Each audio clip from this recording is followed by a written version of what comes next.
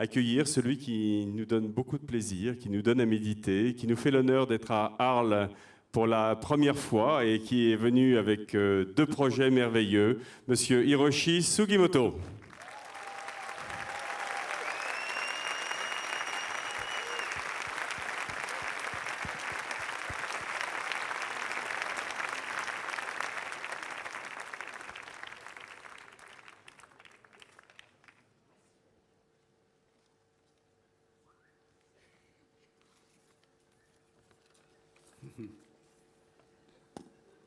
It's good.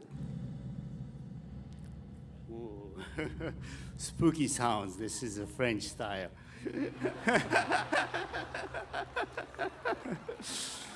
Well, bonsoir. Je ne parle pas français, mais je parle anglais avec accent japonais.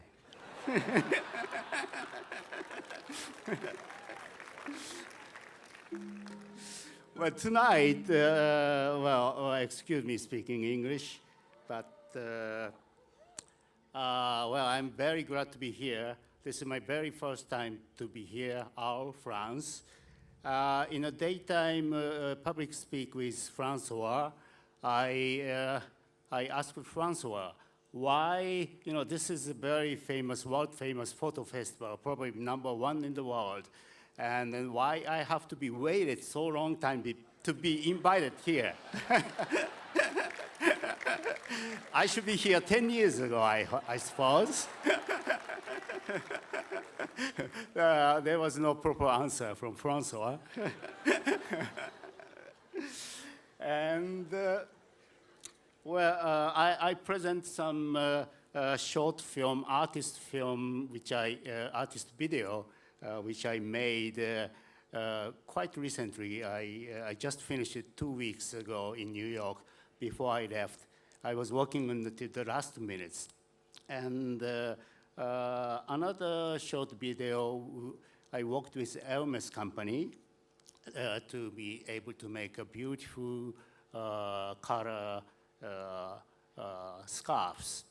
And I'm being invited to be showing my black and white quality photography, but I always do something opposite to the curator's wish.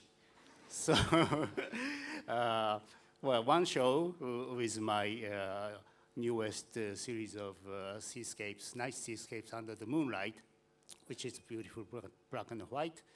But the other one in the medieval chapel, I'm showing the color works of my first time in place of shadow.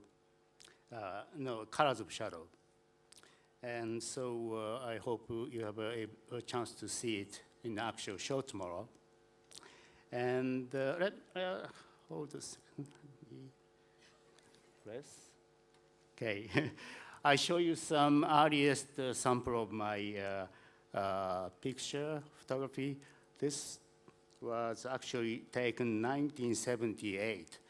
So my professional career as a photographer is already more than 40 years. And this is one of the first series of theater. This is famous Radio City Music Hall. This is my very first work. So I wanted to be a photographer, but at the same time in 1970 in New York, fine art or conceptual art and minimal art was booming that time. So I wanted to be a photographer, but at the same time, I wanted to be a contemporary artist. So I have to come up with some kind of beautiful idea as a photographer. So I trained myself as a professional photographer using an 8x10 camera. And one day I dreamed about the movie theater. If I were shooting the entire movie, then probably it's overexposed the screen, and then I get the very brilliant white light shining through the screen and then lit the interior of the theater. So this was only my imagination, but I couldn't use the meter reading or anything. Everything was my dream and a guess. So I tested one theater I just sneak into the very cheap $1 theater and then just test it and then process it. And I was amazed that my imaginative visions of this white screen came up as a negative. So this is my very beginning of my career. And then I moved into Seascape series. This is started from 1980. This is the very first seascape shot, Caribbean Sea, Jamaica. And make a long story short, this relates to my childhood vision. When I was 3-4 years old boy, I was traveling with my parents to a summer resort, and I saw these beautiful seascapes from the train.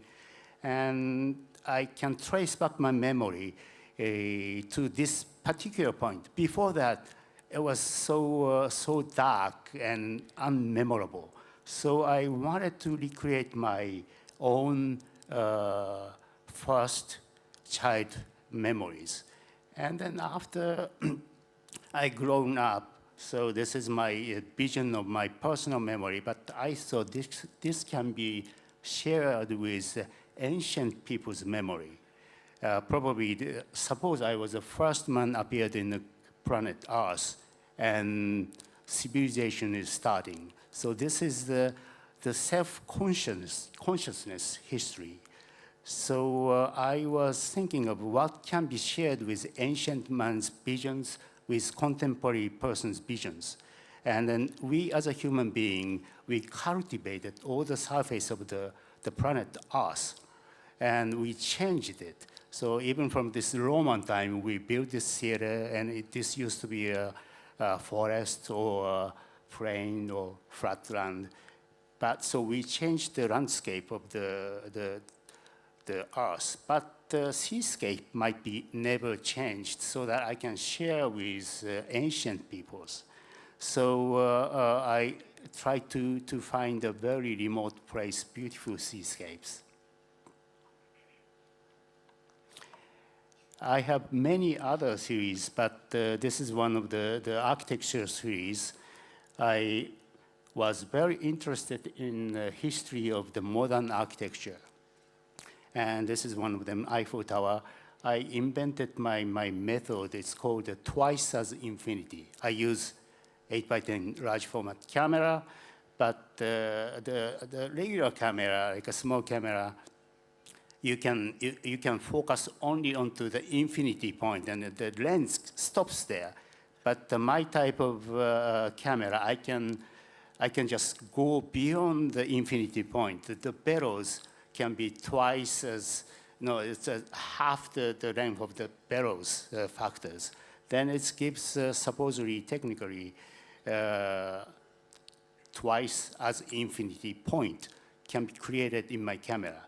And it makes, what's happened is it makes the scenes very out of focus. And this is a vision of the architect before the building built. The image of the architect, fascinating the visions of the image of the architecture as early memories of the architecture.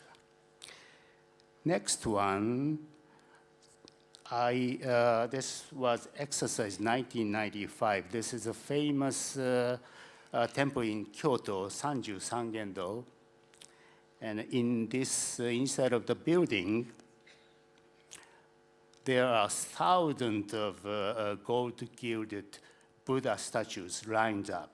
It's amazing. This is it's built in the 12th century, but it's burned in the 13th century, and rebuilt in the 13th century. And I've known this temple for a long time, but when I moved to New York in 1974, I saw Walter de Maria's beautiful broken kilometer. And this is a very famous conceptual art, and it's still there in New York at the Dia Foundation in Soho. And it's the broken metal rods. It's placed on the floor.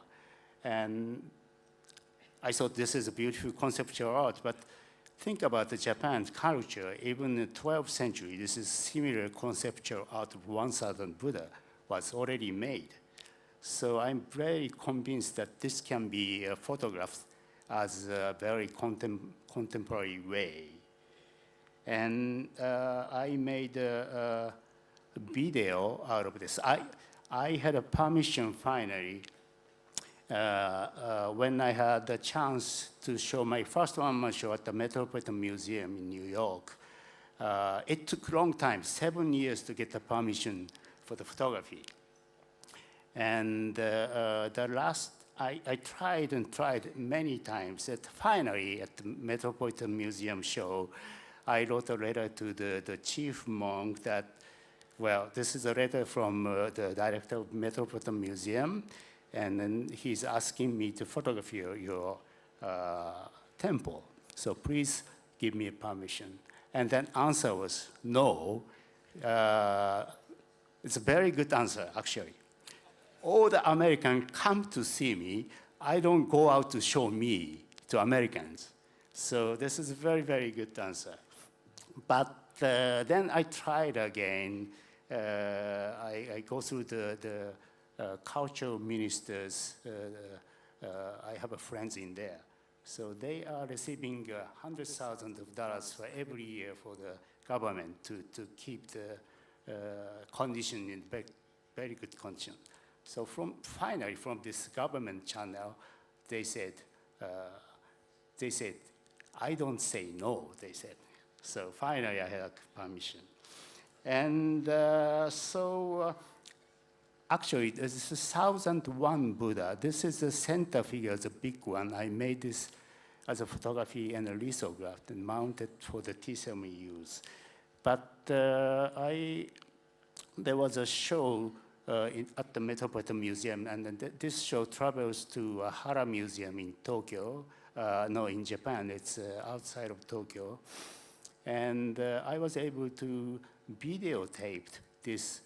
Actually, there's 48 sections of pictures were made out of 1,000. So I decided to make video works to be able to show 1 million Buddhas within 5 minutes. It's titled Accelerated Buddha. And then I finally modified using the most recent digital technology to make it able to make it as sharp as possible. So it's slowly shifting from one image to the other images, but slowly it's speeding up, accelerating. So within 5 minutes, you will see millions of Buddhas. So after 5 minutes, you are guaranteed to be enlightened within 5 minutes. So let's see this. Well, the music will be accompanied by the harpist, Elaine, tonight. So let's see. No, sorry. This is already commissioned other Japanese musicians. So later on, other part will be played by Elaine. But this accompanied with Ken Ikeda, Japanese contemporary musician. Sorry. So let me see.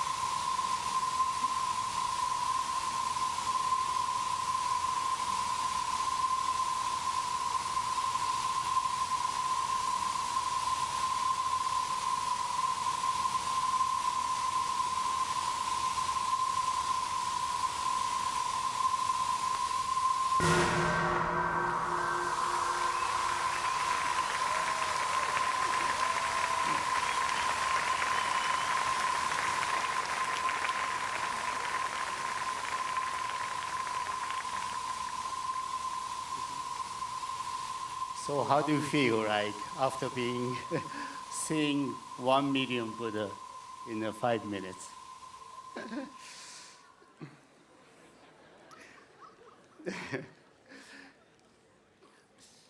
So next one.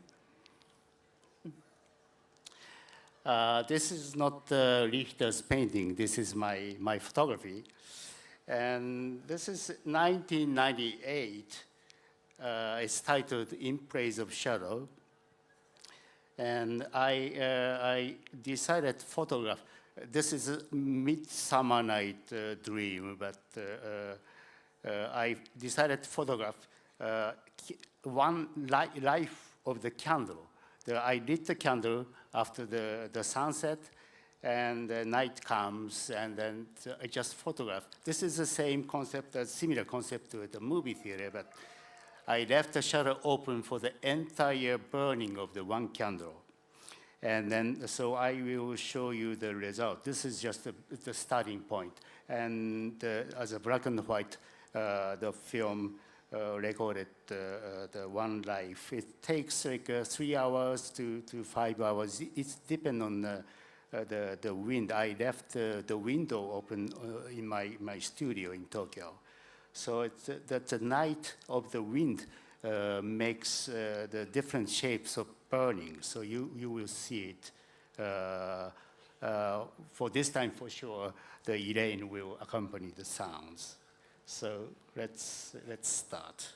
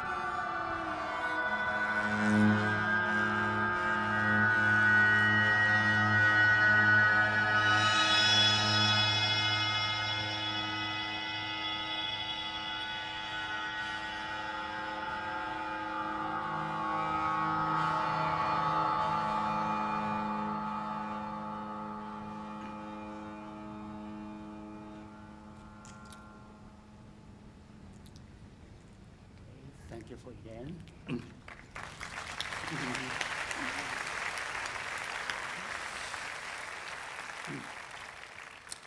So this was made in 1998, and then it's accompanied with the museum show in southern part of Japan, Kita-Kyushu.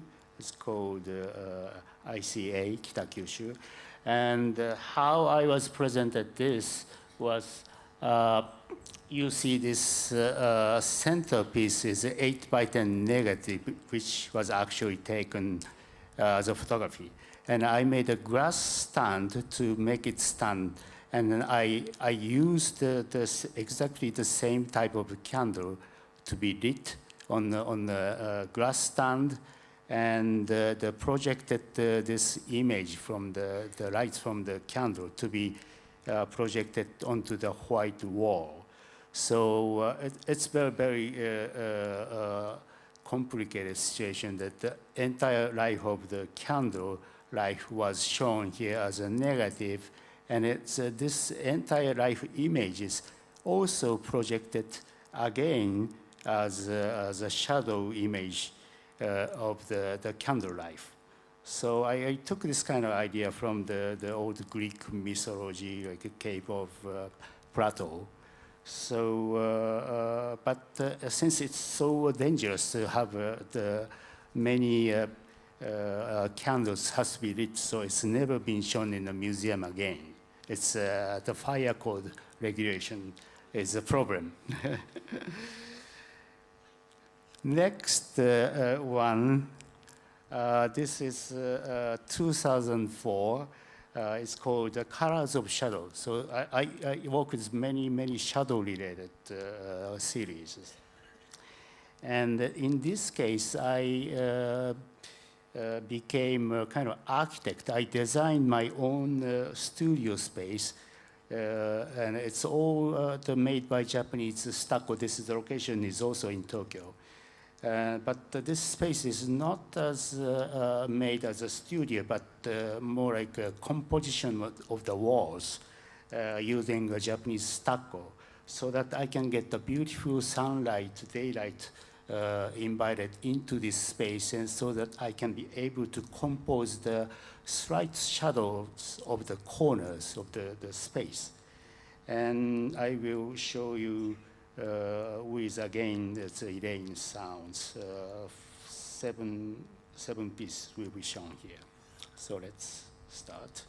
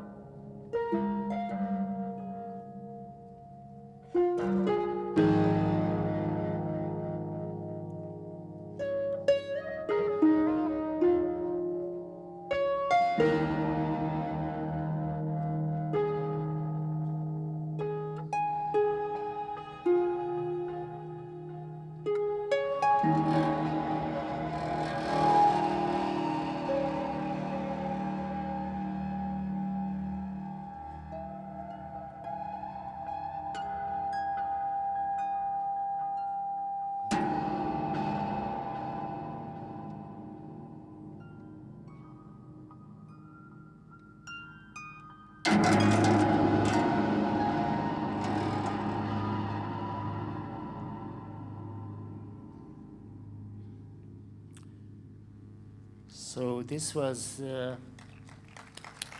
thank you, Elaine.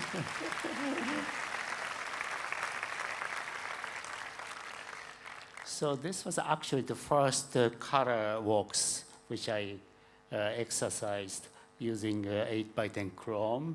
And the most difficult color printing is how to make a pure white on the color film and transparencies.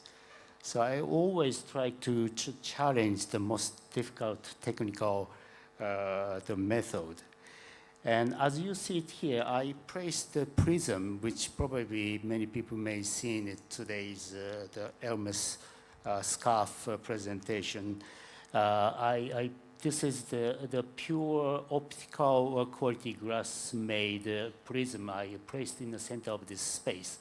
So in the winter time especially, every morning I have this beautiful color band from the prism. It's rotates, so I can move it, then the color changes. And 2010, I was given the last Polaroid film, SX70 type film, square format. So I decided to photograph this color band images with the Polaroid film. So it's very hard to explain, but this is how it works. As you can see, this from the prism, throwing this beautiful rainbow colors, and I made this special reflector, as you can see it in the stainless steel reflector, a mirror reflector to guide these lights into the semi-dark room on the upper part. So this became like this. So I'm photographing this the colors, but in between the colors, sometimes I just photograph the red part, sometimes between yellow and green. And as the sun is going up so quickly, so the color images keep constantly changing. So I'm very busy and very rushing to take many pictures. As you can see it on the left side at the door, I placed it instant camera Polaroid, the prints. And then, so I'm just, it took almost one entire winter. I photographed 200 of them like this. And then while I was exercising this, the Hermes company called me to offer me the scarf project. So I instantly, well, this is the perfect occasion because this square format is perfect for the Hermes scarf. And this gradation of the color might be very difficult to be printed as a photography, but as a silk scarf, this might be the technical challenge for me and probably Hermes company. I understand that Hermes has the highest standard of craftsmanship. So I wanted to test this French quality of the craftsmanship. I suspiciously thought that they may fail. But actually, they didn't. They turned out to be very, very beautiful scarves.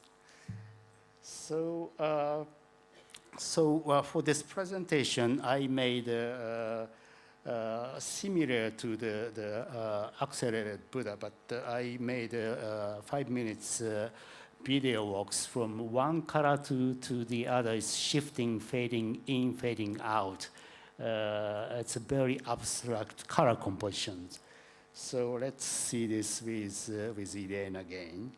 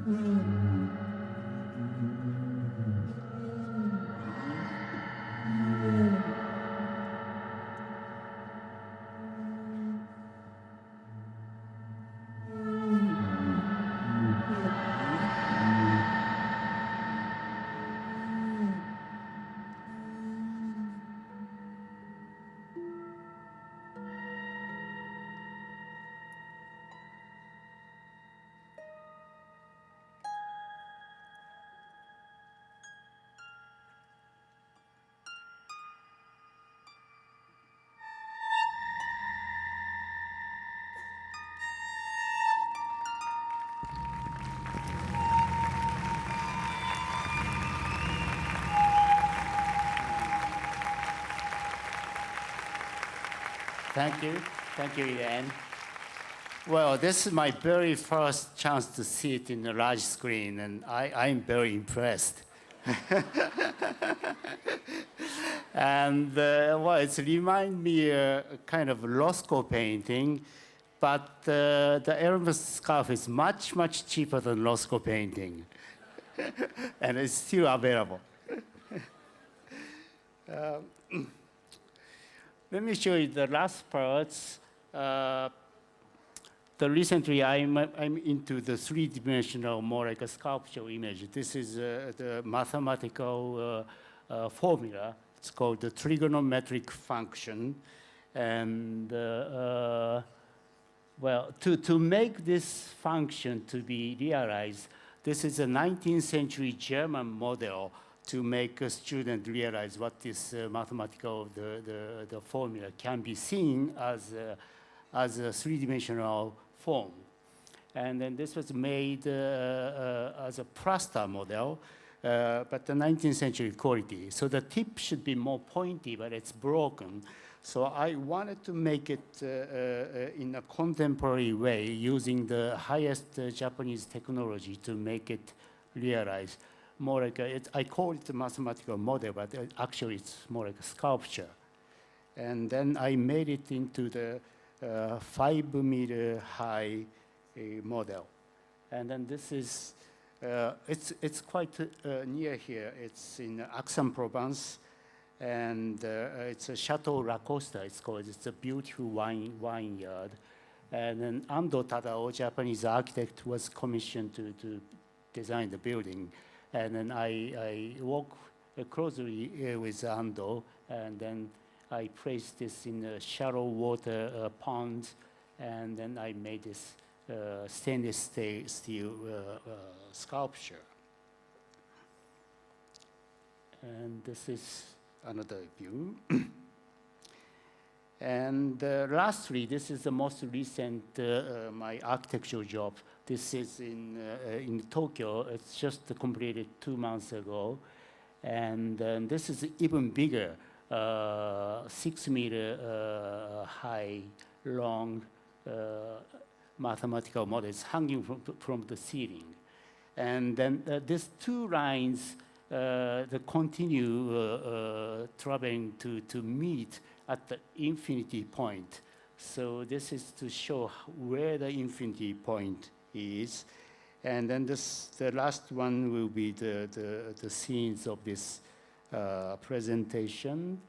And just 2 lines meet at the infinity point. So on this floor, there's a 1 millimeter small tiny hole. It's supposed to go through the center of the Earth, and then somewhere in the universe, 2 lines meet at the infinity point. So this entire building used 500 tons of Chinese stones, which I went to China and excavated, not by myself, but carried it into Japan. So this entire space is only the 1 millimeter tiny hole in the hole to look at it, to think about the infinity point. So not as a photography, but I still continue photography, but I'm a young architect now at the age of 65. So as an architect, photography is expensive, but as an architect, I'm very cheap. So please give me a job. Thank you for tonight's presentation. And I have some more music with Elaine to end this presentation. Thank you.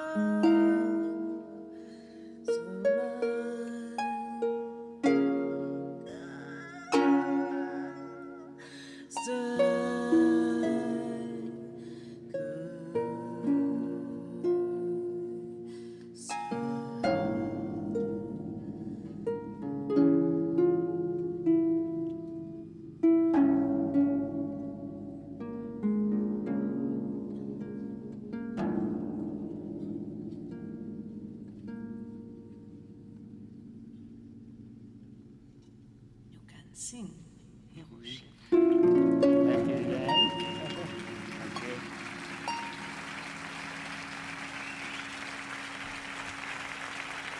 Hiroshi Sugimoto, Hiroshi Sugimoto, Hélène Bréchamp, Hiroshi Sugimoto. Donc vous pouvez voir les expositions pendant tout l'été à l'église Saint-Blaise, à l'espace Van Gogh. Hélène Bréchamp, c'est juste ce soir, mais on est ravis, on pourra revenir. Merci beaucoup et vous pouvez retrouver Hiroshi demain dans la cour de Phantom à 11h30. Merci beaucoup, bonsoir, à demain. Merci. Hiroshi Sugimoto.